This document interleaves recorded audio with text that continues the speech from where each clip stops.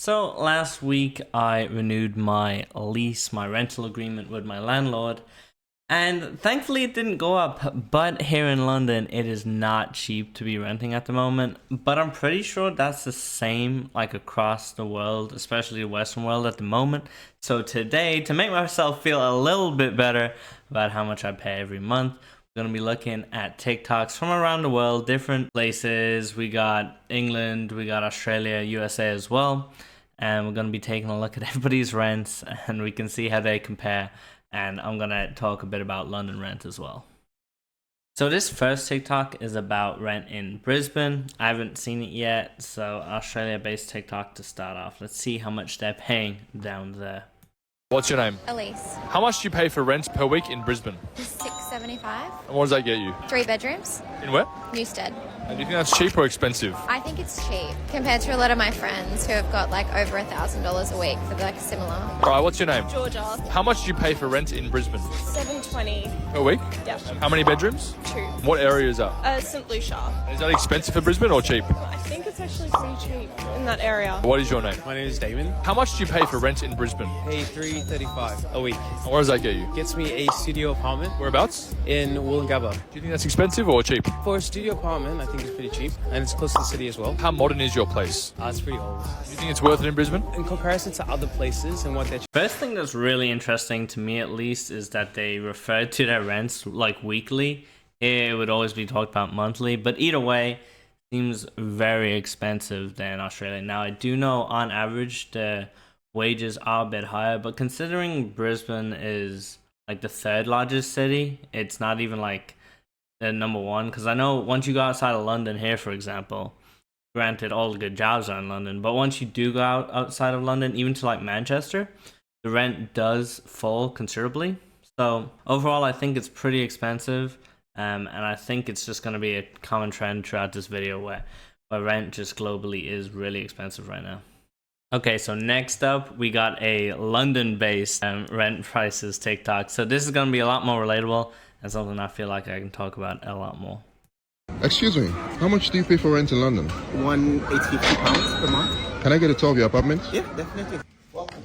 Oh, wow. I think one of the things I like about this apartment is the way it has all this industrial... Yes, industrial type of design is very common in New York. I do have an outdoor area. This is good.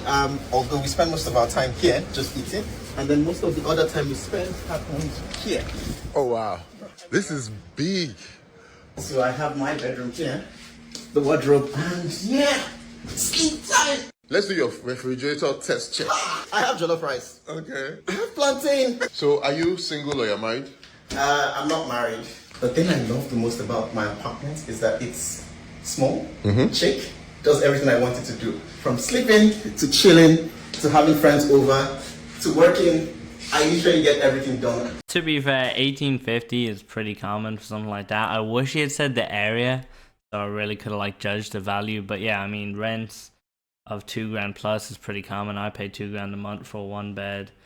So yeah, it's just kind of how it is. I mean, funny he mentioned the outside space, like we're just gonna act like it doesn't rain a lot in London and the weather is really nice, so you can like sit out and have your dinner outside. Not realistic. I mean, in summer you definitely can, but outside of that, that is not happening. Also, I won't comment on when he got asked if he was married. Funny little touch. But yeah, no, rents in London. The problem then as well with those sort of rents is the salaries in London are just not anywhere near the US salaries, and they actually still are quite a bit lower than the Australian salaries as well. I think that's what the real problem is. Even if the rents are similar, the salaries in London just don't keep up. Next is this TikTok where the rent I think is going up. Let's just have a quick look. I just got told that my rent is going up by $100 a week. And I live alone and it already went up by $50 with what feels like it was 6 months ago, but I checked it wasn't. It was 12 months ago. And I basically have 2 weeks to figure out what I'm doing. And I just don't even know what to do. Like, obviously everyone is going through this rental crisis at the moment, but I don't understand. I swear only a few months ago they were complaining about how there's too many apartments in Brisbane, but yet why is there not one single fucking apartment for someone who just wants to live on their own and have a car park. Why is that so impossible? This is unfortunately just another part of the renting crisis because there's such a lack of supply. When you finally do get a place after a year, most of the landlords will look to increase that rent just because there's so much demand and they can just like get it. Like if you're like, no, I don't want to pay that increase, like, okay, that's fine. We have 50 other people who will. It is really tough. I'm really happy my landlord didn't increase my rent this time around, but who knows what'll happen next year, as literally the building of like houses and stuff, it seems to just not be really happening anywhere. So there's just that huge supply issue, as well as like a lot of jobs being concentrated in cities. So you have people moving, like I moved from Ireland to London, loads of people are moving into London for jobs, and then as a result you get so much demand without just anything new getting built, unfortunately. Next, we have somebody talking about like what jobs people do. I think it's really good TikTok. Also really relatable because even though I live in London, I have a really low salary and it is really difficult.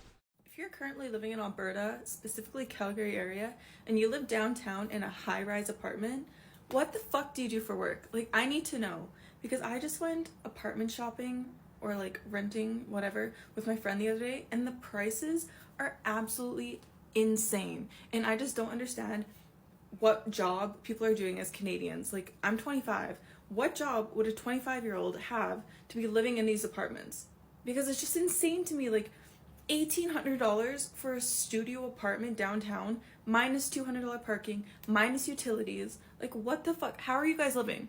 How are you guys living? Please tell. So as somebody who is on a low salary but has those friends that make a lot of money, I can tell you it's pretty straightforward. Basically, people making all the money are software engineers, data analysts, people working in finance, and like lawyers. That's pretty much it covered. Oh, and like management consultants.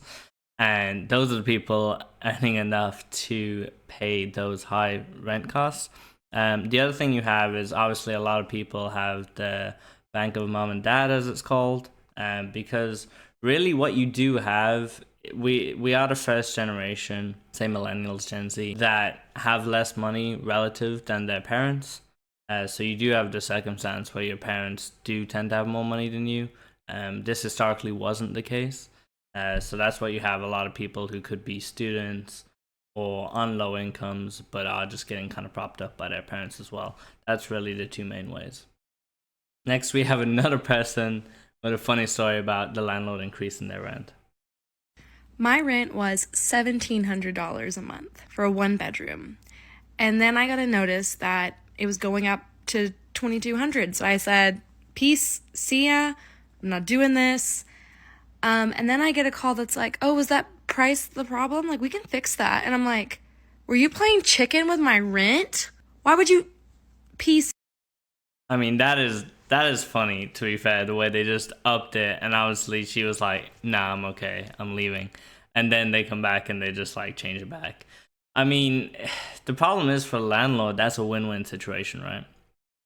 Because one, if they do accept it, you just made a lot more per month. But if they don't accept it, you can either do what that landlord did, lower the rent again and just hope they accept it. Or in your worst case scenario, she leaves. Well, guess what? You're just going to get a new tenant very, very easily. It's just, once again, supply issue is ridiculous at the moment. So this TikTok is about like special caveats and like restrictions on apartments that landlords are kind of having. I don't see this too often in London, but let's just get in. It's very interesting, to be honest, and you guys can let me know if this happens other places. Okay, I don't know if this is just a Singaporean renting thing, but if you've tried to rent in Singapore, at least not the whole unit, at least like just a room, you would find like a lot of these weird rules, like no cooking, no laundry, laundry only once a week, or like no laundry after 12 a.m. or something, and like asking you your race and everything, what you do, what's your job, or some places are like, I only want you to work 9 to 5 jobs, then you can rent, and all of these weird ass rules. Like, is it a thing like in other countries as well? Because I'm like, are we all not humans? Do we just want to live together coherently, or like no cooking and Yeah, for me, I mean, it's quite interesting that there's specific like rules landlords are giving. I mean, one, I guess there's always a reason why a rule is put in place. You know, whether that's maybe the landlord had bad previous experiences, or I guess they're living maybe nearby or sharing the room or something like that, so they have these kind of specific rules. I think the other thing is, once again, they just can. And if they can, they will. And that's kind of the power the landlords have at the moment. So, you know, if they want to put in a 9 to 5 only working rule, they can do that. There's enough people working 9 to 5, it's going to get rented out either way. So, really, once again, the power is just too much in the landlords. Need to build more housing, and hopefully it improves. But I unfortunately don't see that happening anytime soon.